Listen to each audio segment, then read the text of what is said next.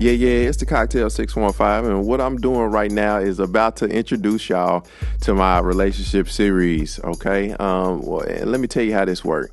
I put out a Facebook post about an idea that I had, and I had a couple of people reach out and said that they would love to help me out through this exercise. And what I did was I asked them to give me 3 questions that they would ask on a "So You Wanna Date Me" application, and tell me a deplorable or a moment that changed you into where you are in relationships now. So I got single people, married people, people that are taken, people that don't know, people that are celibate. You know, I got the spectrum out here. So I hope you all enjoy it. Just stay tuned. I probably got close to 10, 12 people who participated. So there's no telling how it's going to come out, but I hope y'all enjoy it. Yeah, it's the Cocktail 615. It's your boy Trey, man. I am still in my relationship series, man. I got one of my homeboys, man. I've known him for a long time. I wouldn't say that we are personal friends, but I mean, I know his family. I know his brother and all of that, and he has volunteered his time, so I want to be respectful of that time. I've gotten a lot of feedback from this relationship series because whether you gay, whether you straight, whether you got somebody, whether you want somebody, whether you want to leave somebody, we all are in relationships, and I think that this is the wave that I'm gonna ride until somebody says I'm tired of this shit. You know what I'm saying? So what we'll do right now is we'll go ahead and create a baseline for you, just to kind of give the people a perspective of how you're coming at these relationship questions. Okay? All right. All right. So what's your age? I'm 39. And what is your race? I am black, non-Hispanic. What is your relationship status? I am separated. Separated. Okay. What is your sexual orientation? Straight. Are you currently sexually active? No. How many exclusive adult relationships have you had? And we can say from the age of 18. Now, I know that's a little ways away from you, you know what I mean? Well, exclusive adult relationships, that's going to be about 5. Okay, we're going to reference this. So you say about 5. I need you to be very specific. I think it's 5. 5. Okay, we'll go with 5 then. 5. So you have been married? Twice.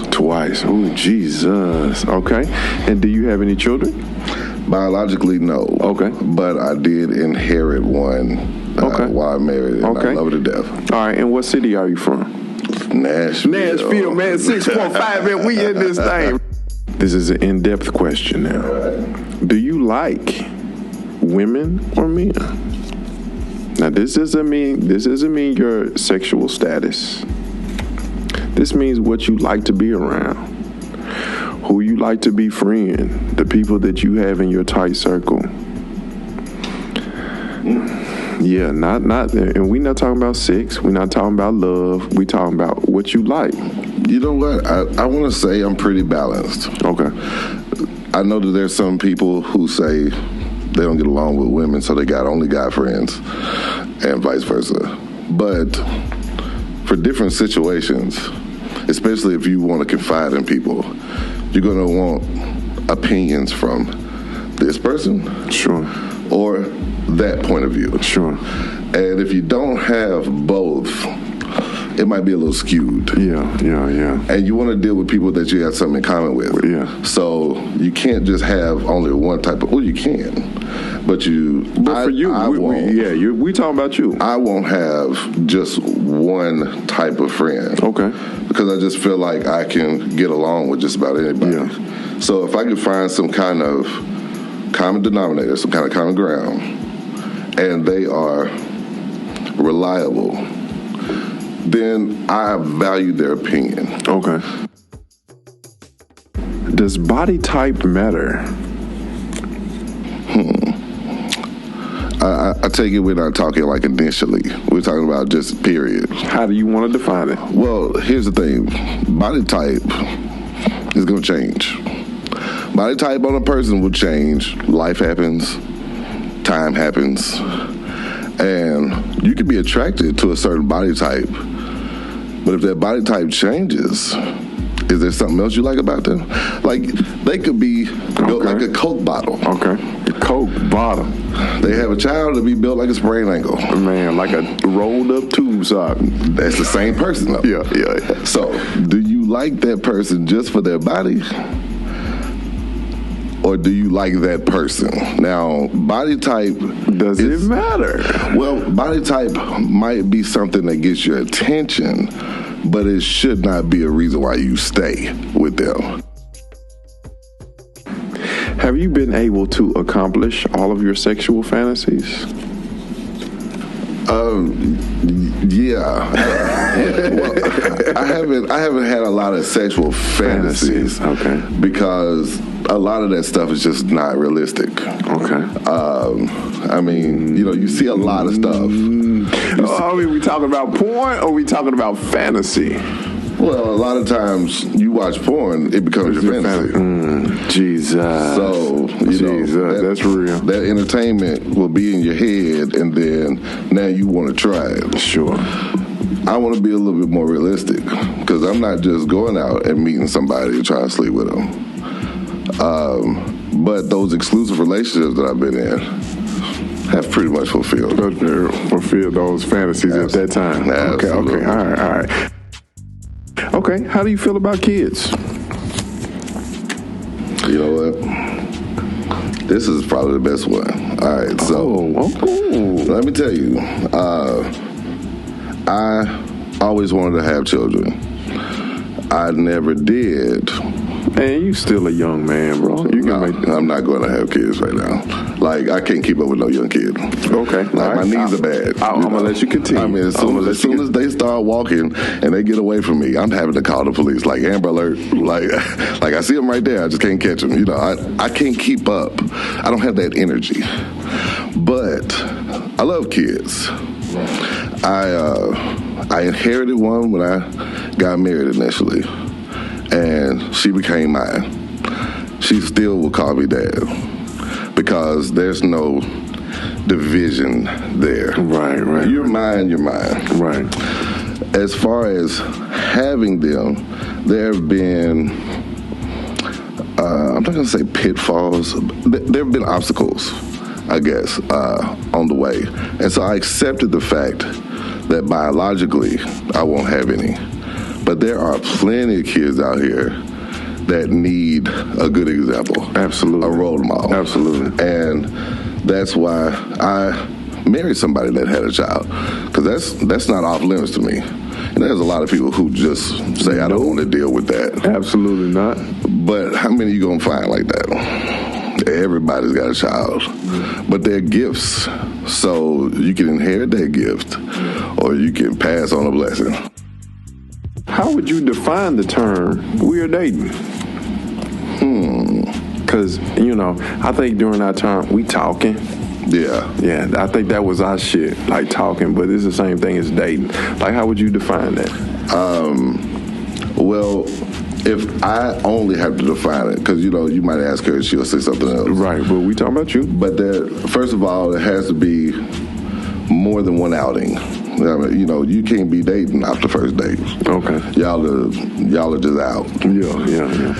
If you're making plans around her, then I feel like you're dating because she's part of your your timetable now. Yeah. So if you're making plans around her, you might be dating. Okay. If you've met some people that are not easy to meet in her family, for showing off purposes or just proud of, you might be dating. Okay. You might be dating. Yeah, well, because it's only for me. So I don't know how she might just introduce everybody. I don't know. Yeah. But I would say, we dating there. Yeah. Don't say call me mom, and then there'd be a ton of people out there just calling you mom. I'm like, yeah. So, I feel you on that. There has to be a little bit of a commitment there. How would you prepare for the 10th date with someone you are exclusive with? The 10th date. 10th? Yeah. And see, I know this person. And she is, they wrote this question, she is very complex to me. So if someone is asking you this on the front end, like you were setting yourself up for an interview, and they asked you, how would you prepare for the 10th date? What would be your commentary based on that? That's pretty complex because, you know, we get so tied up in the date we're on. Right. We're so, you know, nervous about that. Looking at 10 dates, I'm hoping that things relax a little bit. Right. You know, because if you've been together 10 times, hopefully there's some mutual attraction there that allows you to be yourself a little bit. Yeah. You put up, you know, you put up a lot at the beginning. Sure. I mean, that can get expensive toward the 10th. Well, you know what, bro? My response to this question, you got to prepare like the 10th date like you prepared for the first.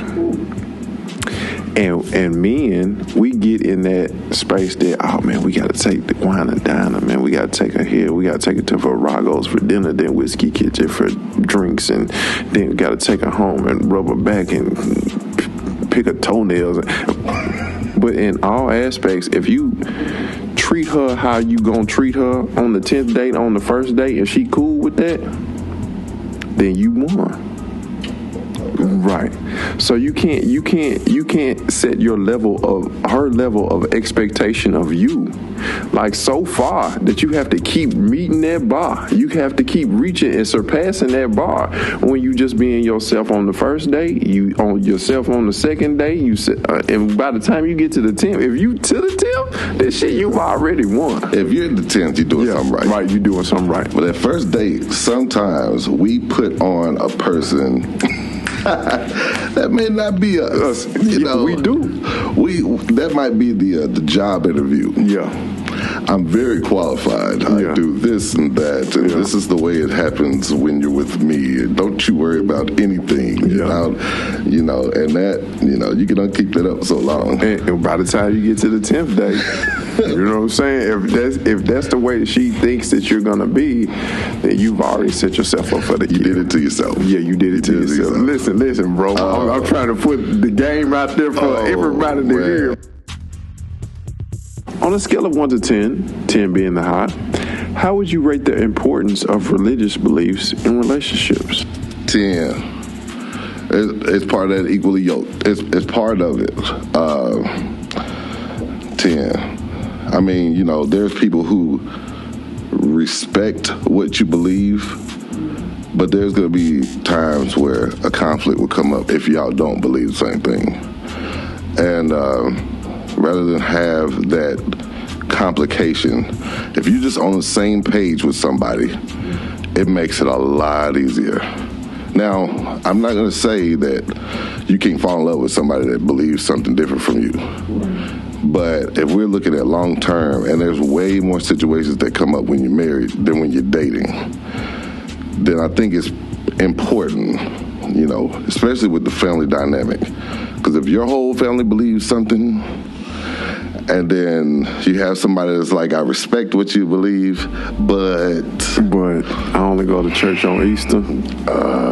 Jesus. In jeans. You know, so in jeans. That shit is classic. Yeah. It's important. It's important. You might not see it, but there will be situations that come up that a lot of times you don't see coming. Sure. On a scale of 1 to 10, 10 being the high, how would you rank the importance of sexual chemistry in relationships, in your relationships? Wow. Sexual chemistry. That's tough, because you're not going to find out about sexual chemistry until you have sex. You think so? Well, come on. I mean, here we go, bruh. I'll kind of interlude. I think sexual chemistry is realized by the way she look at you, the way you look at her, the way you in her atmosphere, the way she's in your atmosphere. Well, so you know what I'm saying? That's how it starts. The way that you sniff after her. All right. Come on, man. All right. The way she, hey, big head ticks, you know, all of those kind of, right. I get that. That sexual chemistry, I think, is realized even before you stick it in. Okay. What are your feelings on side pieces? Have you ever had a side piece, or have you ever been a side piece? All right. Okay. I picked a good one. You picked a good one. My feelings on side piece as a 39-year-old. Sure. They can be quite damaging in the long run. Yeah. But the reason that you pick them is because you feel like they're appropriate in the short run. Okay. So you cool with side pieces based on that explanation. It's like that is a necessary habit. Well, it depends on your goal. Okay. Okay, so if you're in a committed relationship, let's say a marriage. Okay, a marriage. A side piece could go south really quickly. Okay. Because the reason that you chose them may evolve into something else. So if they know that they're a side piece, okay, they may develop feelings where they want to then leapfrog sure, and be primary. So, all right, I understand what your feelings are. Like it's you have to be able to navigate them appropriately no matter what your situation is, if I'm hearing you correctly. And I don't think you've answered, have you ever had a side piece, or have you ever been a side piece? Have I had one? Yes. Okay. Have I been one? Yes. Yeah. Yeah. Oh, yeah. Yeah. It's only fair. It's only fair. But you know what? I've been a side piece too. And I think for the space that I was in at the time, I loved that. You accept the role. I accept the role, and it was good because she got to go home. You know what I'm saying? She got to get up out of here. It's not something that, you have reasons to make commentary about what I'm doing or how this is. It's like, nigga, you got a fucking husband. So you accept the role as side piece when you become it. Yeah. Now, some people, they don't know the side piece until, yeah. And that makes a difference because that's how you know how to deal with it. Now, if it's sprung on you like, hey, you're not the only one, then that's when sometimes it gets complicated. Right. What are your goals and aspirations? You know what? Quite simply, my goal is just to be totally totally independent of, having to rely on somebody. I want to be so resourceful that I can do everything. I would love to build a house from scratch by myself. Like pour the foundation. Just know how to do everything. Yeah. Because everybody's sense of priority is not the same as yours. So if you have to rely on somebody, they could be holding you back. Yeah. They could be slowing you down. Yeah. Y'all might not have the same vision. So if I'm able to do everything, and I'm not saying be the smartest person in the world, because thanks to Google, I'm already the third smartest person. Next to Google. But I just want to be able to rely on me. Yeah, man. There's so many people that take advantage of people's ignorance that irritates me. Yeah. You can go in, you want to get an oil change, they tell you it's $100. I know that you just buy the oil and learn how to do it. Yeah. It's like $20. Yeah. It's not money always, it's just the opportunity to be taken advantage of. Yeah. Man, I don't want that. You know what? I think that's important, and that's an important ministry that people need to hear. What is the most difficult conversation you never had with an ex? What held you back from having that? With an ex? With an ex that you never had. And generally, that's the reason why y'all an ex, because you couldn't have those conversations. So what is the most difficult conversation that you've never had? Well, I don't even know if she would be an ex. But we spent some time together, and she was the one that was dead set on, I don't want a relationship. And then once I got into another relationship, she was like, I was in love with you. Right. I used to like you, though. Like, man, if you don't shut your motherfucking ass up now. If I were able to have a conversation, I would wonder, when did you go from I don't want to be in a relationship to you fell in love with me? Right. Because that was the difference maker between choosing one relationship over the other. Jesus. And I never talked to her about that. But and we don't even, you know what, I saw her 2 years ago. What is the most romantic thing you have done for someone? All right. Okay. I remember this. Because he's a suave ass motherfucking shimmy and cane twirling ass. I remember this very clearly. I just got a new car. The girl that I was dating really liked that car. Well, I got remote start put on it. And we were going out on a date. So I was supposed to be picking her up. And we ride over there. Well, my homeboy followed me over there. So I put a CD in. Oh, listen back in the day. Listen how suave this motherfucker is right here. I queued it up right where I wanted it to be. It was a Genuine song. My pony. And I put the remote and an envelope on her door. So then I texted her and said, come to the door. I was already at the restaurant.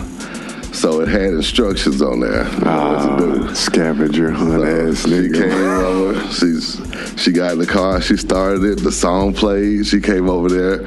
I'm talking about the biggest smile I've ever seen when she came to the table, bro. It didn't cost any money. But it was the best experience for her. For her, of course, because something simple like that just means that you thought about it. Yeah. What is your greatest strength as a significant other? I'd have to say my resourcefulness. The only reason I say that is because I like to do a lot of things myself. It's all right to be able to provide, but if you always have to outsource for something, then you can't be as reliable as you want to be. Man, listen, bro. So if you learn how to do everything, you're the go-to man. Yeah. Everybody can't be that, and I get it, because everybody's not built like that. Right. Some people have the finances to just be able to throw it out and get it taken care of. Right. I'm not one of those people. Okay. Yeah, man, I think my greatest strength as a significant other is my wit. You know, being able to provide a sense of comedic relief in situations that were not always the best for me. You know what I mean? Being able to just talk my way out of situations or treat the situation as something that I can use to my benefit later. I think my wit and being able to utilize my gift of gab in relationships is my greatest strength. A lot of times wit will diffuse a situation brother, that no other method will do. And as long as you got that diffusing sense of humor, nothing's too great. Yeah. What responsibility do you take on when dating someone? What responsibility? Now, is this on a regular basis or is this on a date? You define it. Okay, all right. Let's say on a regular basis. Let's say you're dating this woman and you have pursued her. She has confirmed, and y'all go out. She come over your crib, you go over her crib, but it's not something that you have solidified where you can't go over another girl crib. You can't take another girl out. So y'all just dating. Okay. So what responsibilities do you consume or do you take on based on that definition? Well, it's going to depend. It depends on her situation. Some people are not able to do some things. Some people are specialists at doing some things. It really depends on her strong points or the things that she's comfortable with doing. But it's going to take a little while to feel her out first. Okay. Sometimes you don't want to ask. You want to observe. Okay. And that way, it's not putting pressure on somebody if you say this role or that role. So if I'm taking responsibilities for something specific, it's probably because I've noticed that it might not be their strong point. And usually it's a relief to them, because if they're not great at it, then they're not going to be comfortable doing it. Right. So, if you can't drive well, I'll drive. It is my responsibility. I'll do that just so we can both get home alive that night. If your financial situation is a little iffy, I won't mind taking that responsibility on, but you can't be choosy. With dating, But you can't be choosy. Because, with dating, bro, come on, bro. Now look, I'm going to be, if I'm going to be, taking on the financial burden, then I got the final say so, yes or no. Sure. So I'm not going to take on more than I can handle. Sure. But if I'm going to take it on, all you need to do is be appreciative. Because I'm not out here trying to impress you. Right. I'm just, I'm going to make this work so that it's not a stressful situation for both of us.